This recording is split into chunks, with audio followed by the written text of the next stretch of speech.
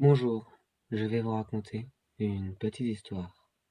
Mon père, après le décès de son fils aîné, qui arriva peu après celui de sa première fille, le subit très mal.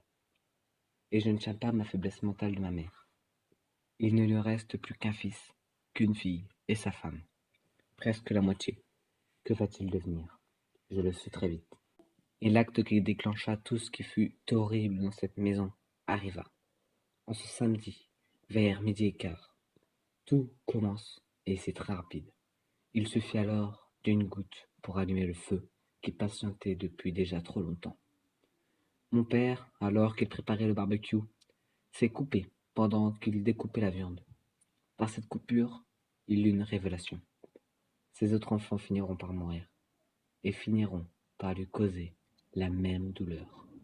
Il décida d'en finir avec eux, maintenant. C'est alors que mon frère arrive.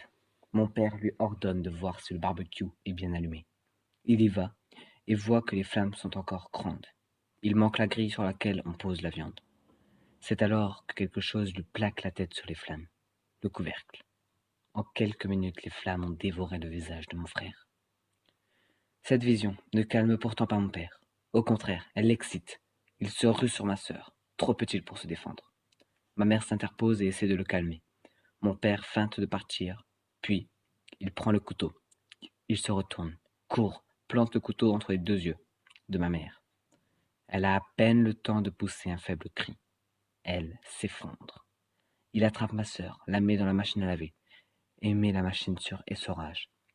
Puis, il se met à chantonner.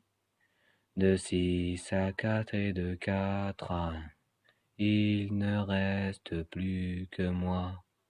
Il prend la poignée, la tourne, ouvre la porte, descend à la cave, attrape la hache, se pose à genoux, au milieu de la cave, puis répète.